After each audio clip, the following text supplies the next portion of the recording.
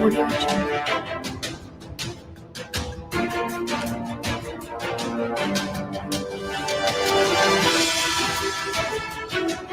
Audio Jungle.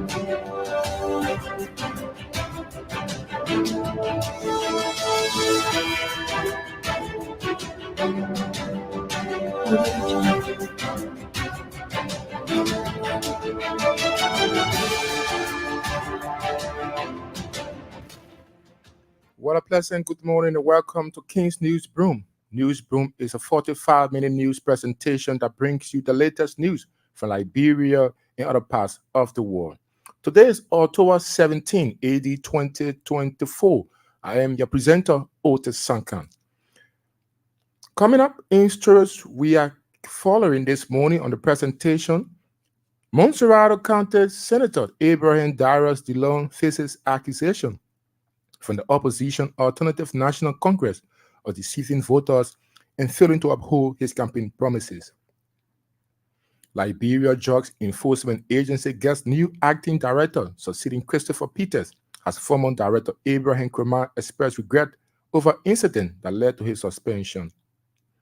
Sano County Senator issues a reminder to President Joseph Boakai about what he calls an international community conspiracy that prevents Liberia and other African nations from achieving self-sufficiency in food production.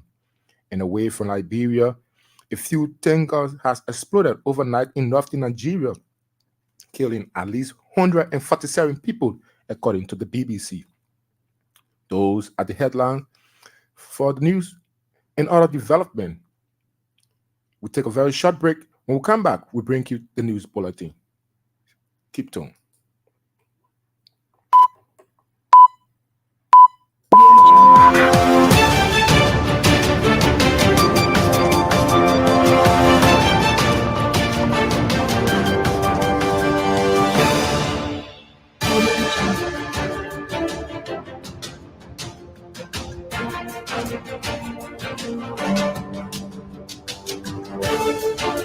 Audio Jungle.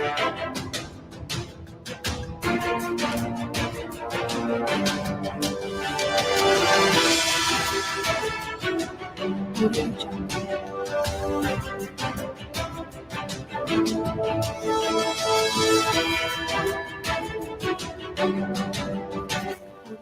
Thanks so much for rejoining us on the program. The head pastor of the 72nd United Methodist Church, Reverend Kennedy Jackson, has termed regionalization as a conglomeration of sins intended to make the church lose its image without accountability and regulation in line with God's commandment. Speaking on Truth FM Tuesday, Reverend Jackson noted that regionalization is a multiplicity of sin, adding that regionalization can enable gay pastors and bishops to preach during church services, something he says is wrong, and he in the 72nd Church won't adhere to regionalization. Meanwhile, the president of the Women's Department of the 72nd Methodist Church, Angeline Jackson, has described regionalization as something that needs to be rejected to the highest level.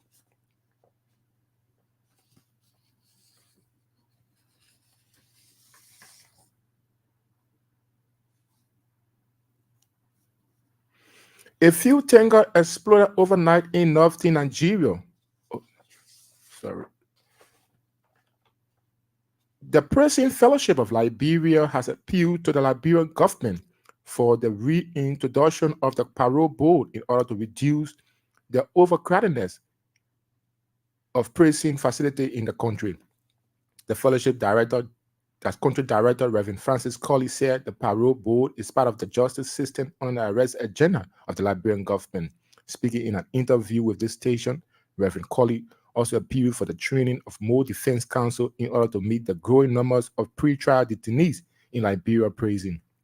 According to him, a lot of the defense counsel have transformed into other areas of legal system, while some have abandoned the court for lucrative jobs. The executive director of the Christian Association of the Blind has commended President Joseph Boakai for the transformation the government is doing in institution of people living with disabilities. Bien Kota said just in 9 months, a lot of institution of training for people living with disabilities have been rehabilitated and supplied with the latest equipment. Mr. Kota made the commendation when he spoke at the program marking the observance of the International White Cane Day organized by the Liberian Christian Association of the Blind along the Monrovia Riverfield Highway. The program celebrated under the theme using the cane, meeting the needs, realizing the rights, and addressing the inclusive social and economic sustainability of the blind in Liberia was graced by large a number of school students in areas in the unit of the armed forces of Liberia. The Public Procurement and Concession Commission has officially launched a scheme aimed at digitizing the procurement by all government ministries, agencies, commission, and bureau in the country. PPCC Executive Director Roger Johnson said, "Effective has from the launching of this scheme, all government institutions will have digitized the procurement procedures." Mr. Johnson spoke at the opening of a one-day procurement compliance requirement orientation and training for procurement practitioners, newly appointed and elected officials of government in Monrovia on Wednesday. According to the PPCC Executive Director, at least 40% of the country's national budget is spent on goods and services, something he said the digitalization will help government greatly in speeding their request. Johnson added that such process is a good start for transparency and accountability in the public procure sectors, and digitization will give people living in rural areas easy access to the procurement process. The PPCC Executive Director called on government agencies, ministries, and commissions to submit their PPCC quarterly. Their report as it will prove their transparency to the international partners. Grand Jita County Senator Yaya Nimne has expressed his disappointment in Boakai Kun administration. Speaking to reporters at his office on Tuesday, Senator Nimlen voiced his concern about government promises and action. He strongly believes that the government should not make promises that they are unable to fulfill. Senator Nimlen pointed out that the government has failed in combating the use of illicit drugs in the country, adding that this task cannot be accomplished without proper preparation. He questioned the government's ability to construct roads during the dry season when all existing roads are currently in a poor and deplorable condition, something he termed as a clear sign of the government failures. Senator Nimne also emphasized the importance of a transparent budget process. He stated that no budget should be signed in the Senate without proper justification, adding that if a budget is signed, it must be utilized for its intended purpose. He described the budget as a mere piece of paper and stressed the need for it to be utilized effectively for the benefit of the people.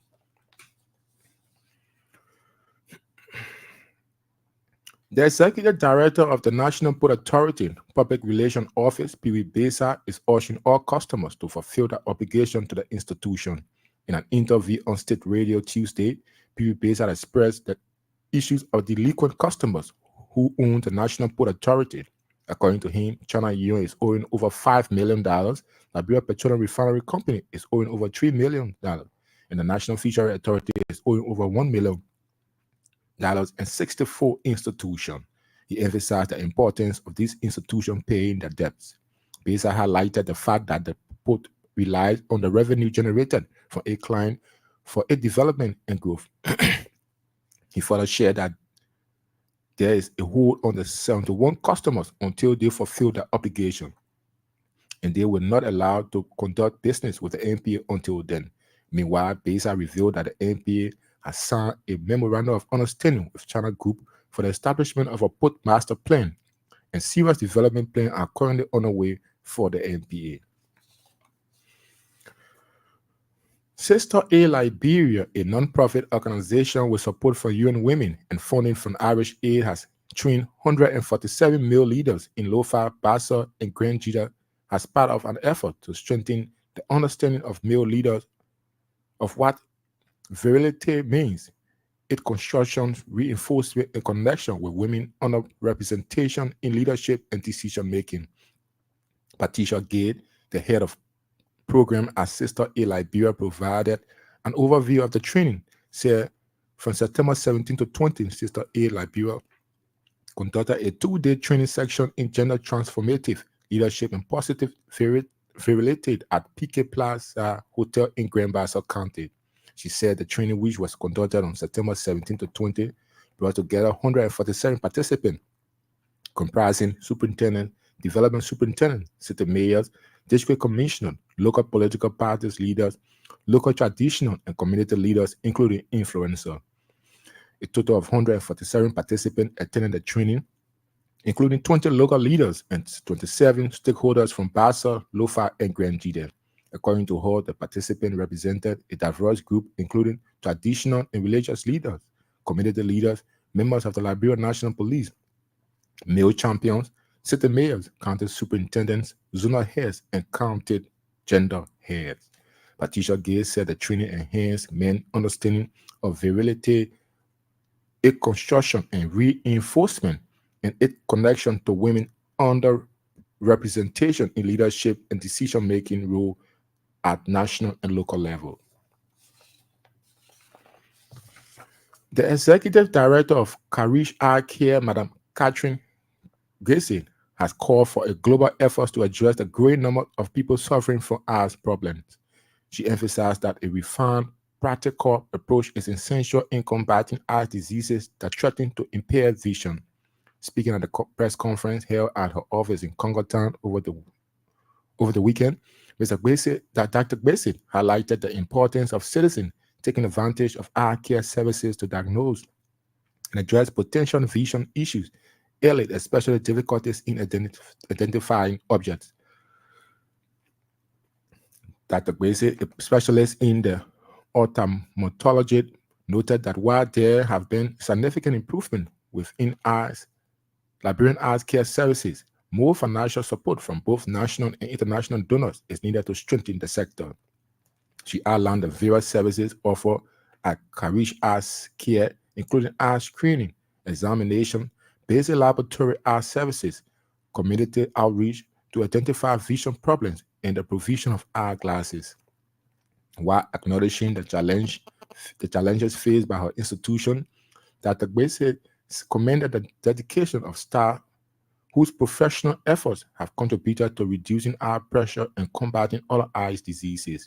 During her address, which coincided with the observance of World Sight Day, Dr. Gracie called for a more robust strategy to tackle eye diseases, ensuring that people affected by vision problems can enjoy and improve quality of life. She stressed the importance of health practitioners adopting practical and refined methodologies to combat diseases that threaten vision and disrupt the healthcare system.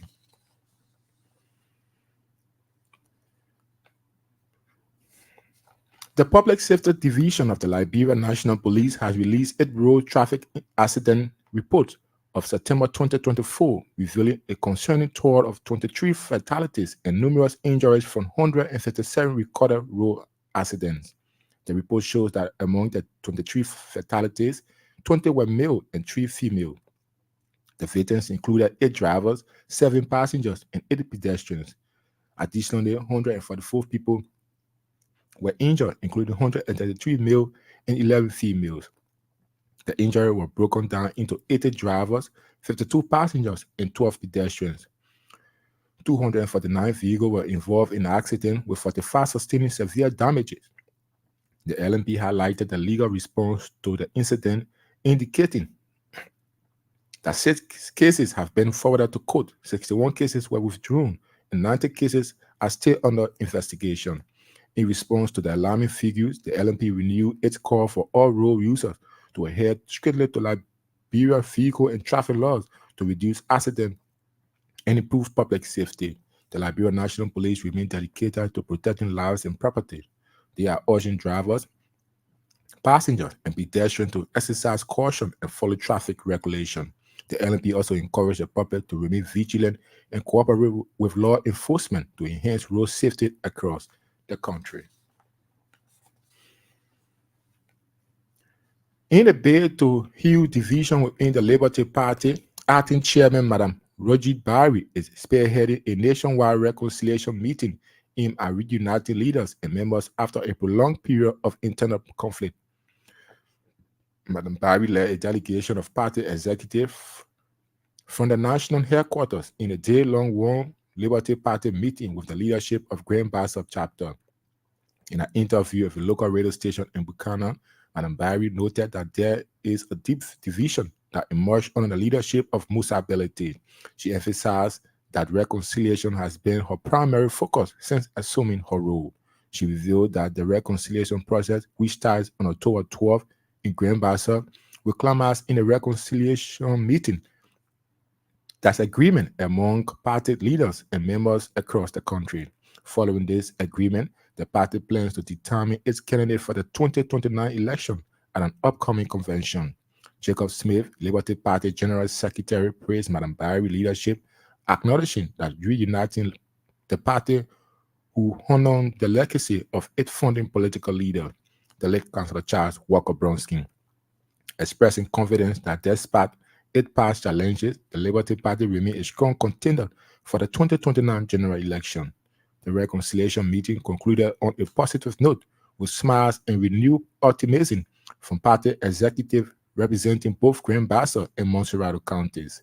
They embraced the opportunities to open a new chapter for the Liberty Party as it appears for future election.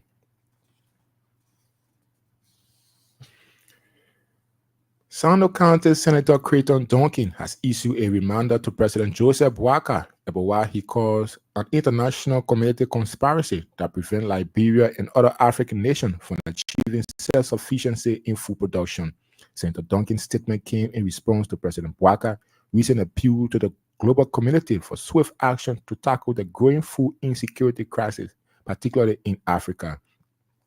The Liberian leader made the call during his keynote address at the World Food Forum in Rome, Italy, where he urged world leaders and development organizations to shift from discussion to immediate action in combating hunger and malnutrition.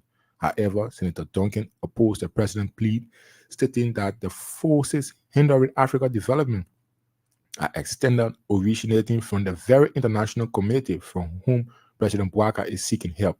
Speaking on Tuesday during the opening of the final sitting of the first session of the 55th legislature, Senator Duncan argued that the international community would never support any African country in becoming self-sufficient in food production, particularly in cultivating staple crops like rice. He suggested that the global market benefits from Africa's dependency on imported goods, which is why initiatives to produce food locally are undermined. He further noted that President Boakai is fully aware of the operations of the international community and should approach the situation with caution. Duncan highlighted Liberia's reliance on rice imports, stating that the country spent over US $200 million annually on importing rice. Liberia Drugs Enforcement Agency has welcomed its new acting director, succeeding Christopher Peters. During a formal ceremony held on Tuesday, Anthony swore a seasoned official from former President Ellen Johnson's Sirleaf administration emphasized the urgent need for collaboration to combat the country's escalating drug crisis. Swore pledged to execute his new role in good faith and committed to fulfilling the agency's mission. He stressed that capacity building and manpower development are critical to the success of the LDA effort in combating the drugs trade across Liberia. According to him, fight against drugs is not the task of one man or one institution, noting that it will require all hands on deck, while calling for collaboration among government institutions and international partners to address the growing menace. The ceremony was marked by a handover from Christopher Peters, who briefly served as officer in charge following Colonel Abraham Croman's suspension. Peter, who resigned, citing the need for strategic reform and enhanced training to effectively combat drugs trafficking, expressed support for SWOR, urging the LDA staff to cooperate fully with the new leadership. This leadership change followed an unrestrained period from for the LDA under Nkrumah directorship. In June, Nkrumah and his deputies Hassan Fadika and Bao Kou were involved in a public altercation that led to their suspension. The accident, which escalated to physical confrontation, was widely covered in the media and led to an outcry over the management practices within the agency. Nkrumah, in a recent radio interview, expressed regret over the incident, acknowledging his failures to maintain composure and stressing that the confrontation was a personal and professional failing.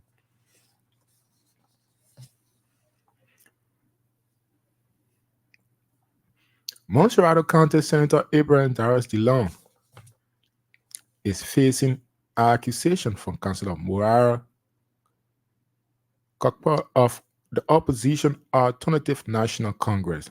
Councilor Kokpa charges Senator DeLong with deceiving voters and failing to uphold his campaign promises. She is now urging citizens residing in Montserrado to solicit signature for his removal from the Senate. According to Councilor Kokpa, Senator DeLong once celebrated for his pledge to bring transparency and integrity to the Liberian Senate has fallen short of the expectation he set during his campaign.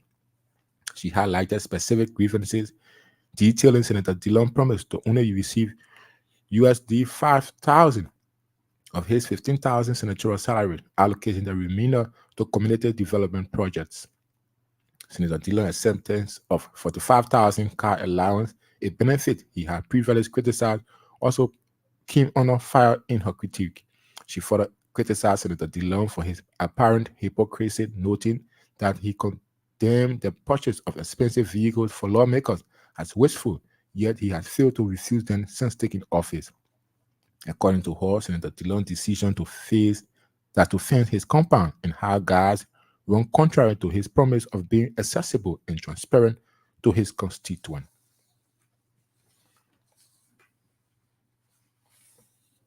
And in foreign news, fuel tankers exploded overnight in northern Nigeria, killing at least 147 people who rushed to the scene of the accident to collect leaking petrol, officials said.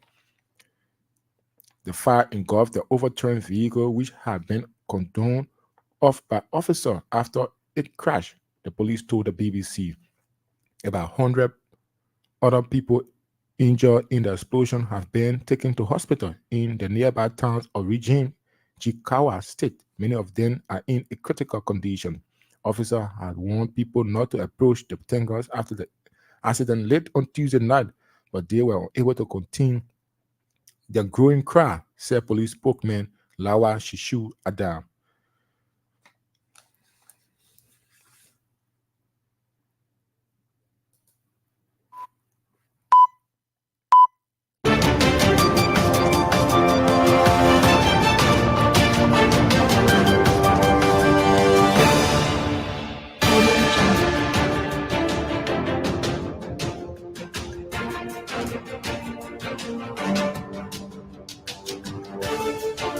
Audio Jungle.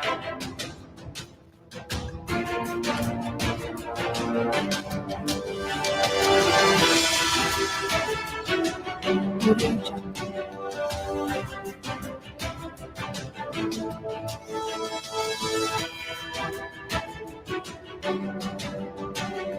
Jungle.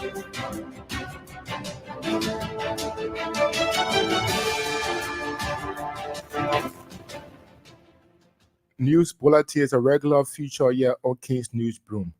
If you are just joining us, you are in tune to King's News Broom, a 30-minute news package of the most recent news from Liberia and other parts of the world.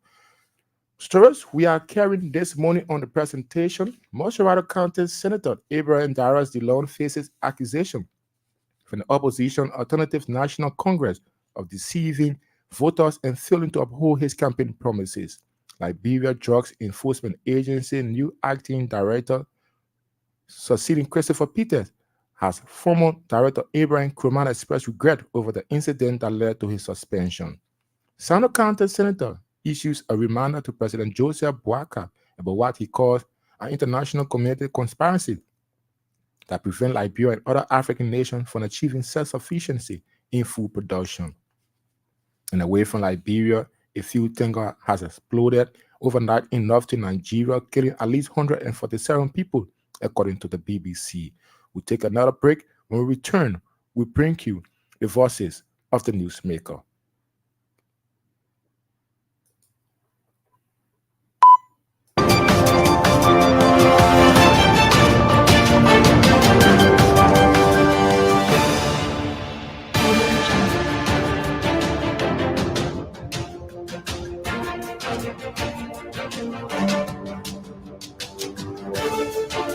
Audio Jungle.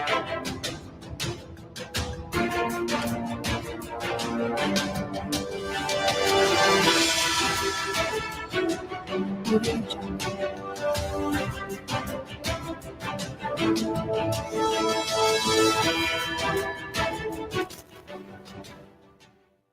Welcome back to the program, King's News Broom. The head pastor of the 72nd United Methodist Church, Reverend Kennedy Jackson, has termed regionalization as a conglomeration of sins intended to make the church lose its image without accountability and regulation in line with God's commandment. Speaking on Truth FM Tuesday, Reverend Jackson noted that regionalization is a multiplicity of sin, adding that regionalization can enable gay pastors and bishops to preach during church services, something he says is wrong in the 72nd Church who adhere to regionalization. With this regionalization, because it is not biblical, it is unchristian. So your pastor, you are assigned to 72nd. I'm going to expose regionalization to my members that this is a multiplicity of sins. Has been every time people go for the general conference, regionalization was rejected 2008, 2016, 2019, 2012, because the global church wanted to have a leeway for a loose church. But fast forward, when the Evangelical United Methodists in the U.S., when they broke away, Reverend Jackson of the 72nd United Methodist Church speaking. Meanwhile, the president of the Women's Department of the 72nd United Methodist Church, Angeline Yenen, has described regionalization as something that needs to be rejected to the highest level.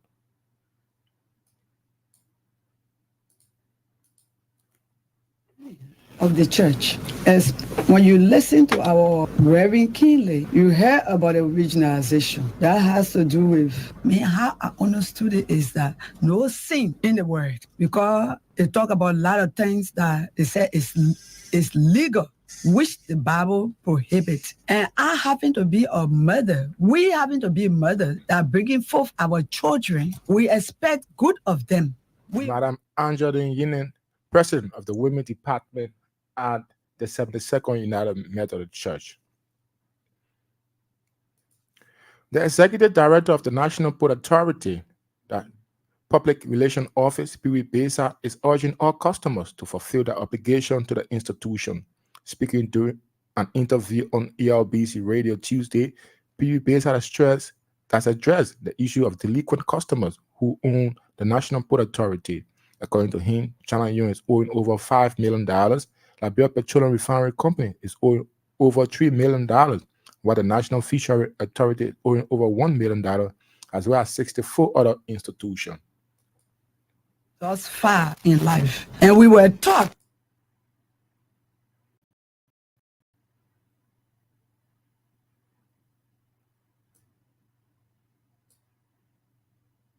we have delinquent customers who do business.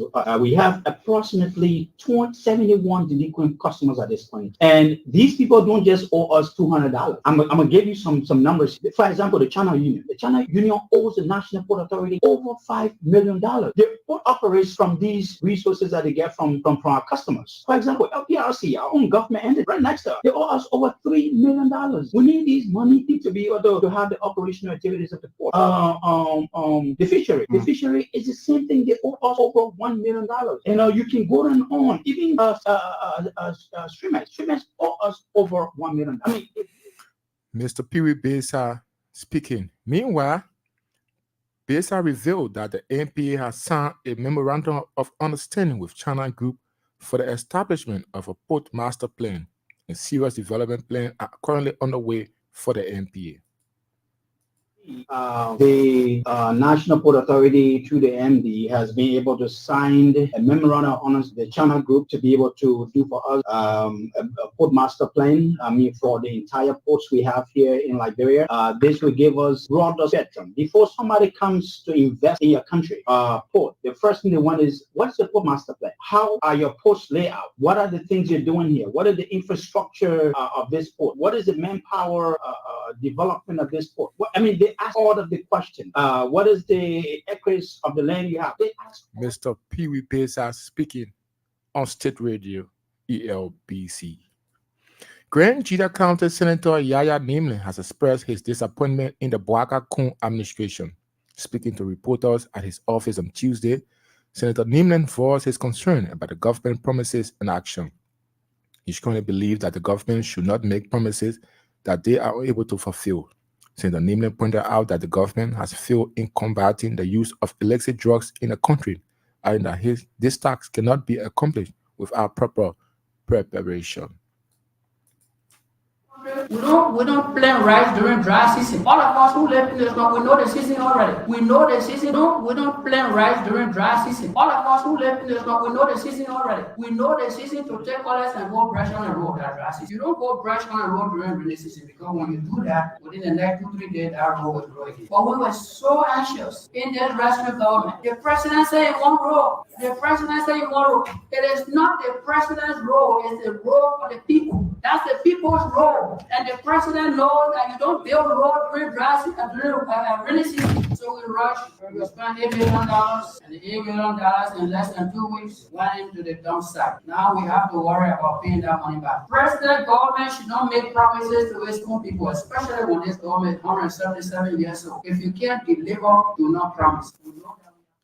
Senator Yaya Nimlin of Grand Jita County. The Prison Fellowship Liberia has appealed to the Liberian government for the reintroduction of the parole board in order to reduce the overcrowdedness in prison facilities in the country. The fellowship country director, Reverend Francis Colley, said the parole board is part of the justice system under the arrest agenda of the Liberian government. Speaking in an interview with this station, Reverend Colley also appealed for the training of more defense counsel in order to meet the growing numbers of pretrial detainees in the Liberian prison. Government of Liberia, this is one area that I will appeal to the President, His Excellency Bokai, and we're hoping to meet with him to discuss this issue. How can we strengthening the rule of law in Liberia? For example, the parole board need to come by, and I will be meeting with the Justice Minister, as to how can we can revamp the parole board, because the parole board, will help the probation office to be able to bring the reductions of pretrial detainees. It will help, of course, to reduce number of pretrial detainees in different prisons, because the parole board will be able to review, and we are willing to provide our expertise. We've been in this area for over 20 years or 25 years. So that every expertise you think about as it comes to justice issues, we got it. Yes. Reverend Francis Colley, head of the Prison Fellowship Liberia, speaking. The Public Procurement and Concession Commission has officially launched a scheme aimed at digitizing the procurement by all government ministries, agencies, and commission and bureau in the country. PPCC Executive Director Budget Johnson said effective has from the launching of this scheme, all government institutions will have digitized the procurement procedures. Mr. Johnson spoke at the opening of a one-day procurement compliance requirement orientation and training for procurement practitioners, newly appointed and elected officials of government on Wednesday in Monrovia.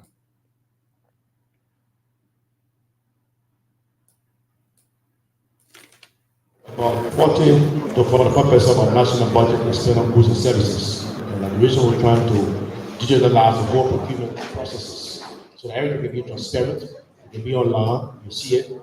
The most important thing, people in the counties, a couple of days ago, the superintendent of Lima County visited me. She was so excited to see that they're launching the procurement.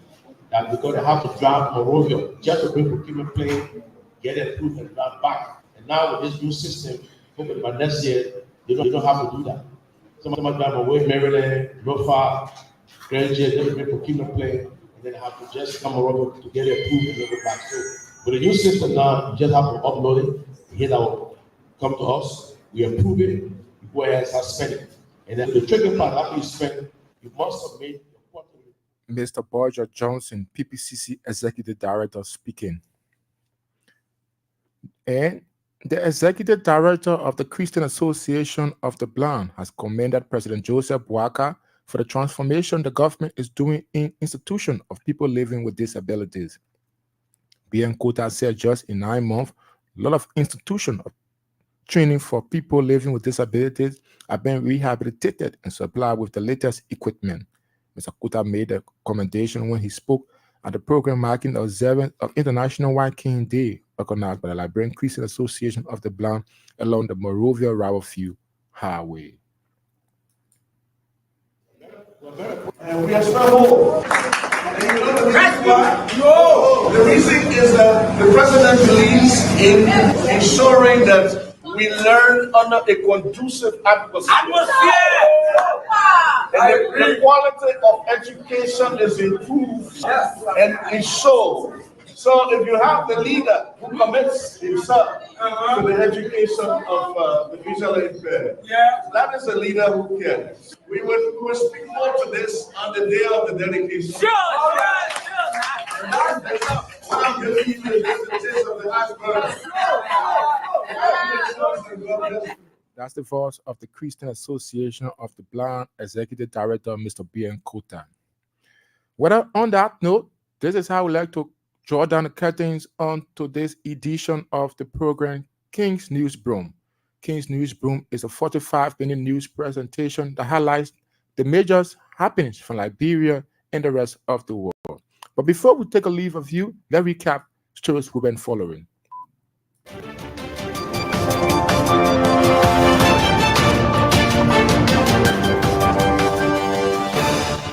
Montserrat County Senator Abraham Darius Dillon faces accusation from the opposition Alternative National Congress of deceiving voters and failing to uphold his campaign promises.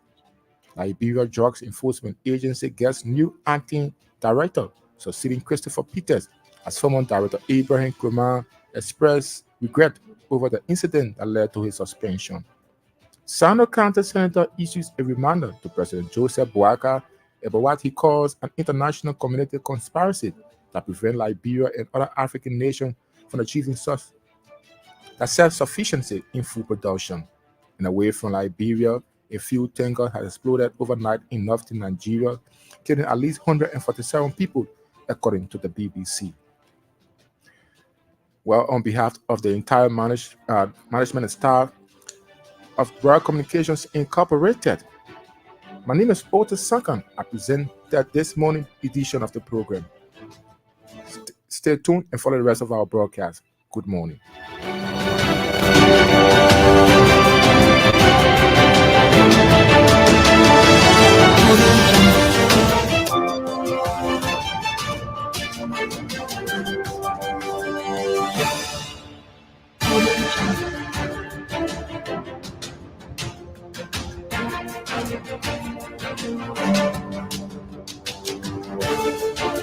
Audio Jungle.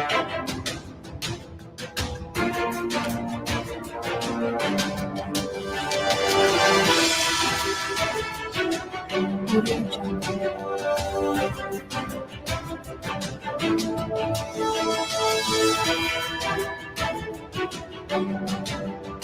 Audio Jungle.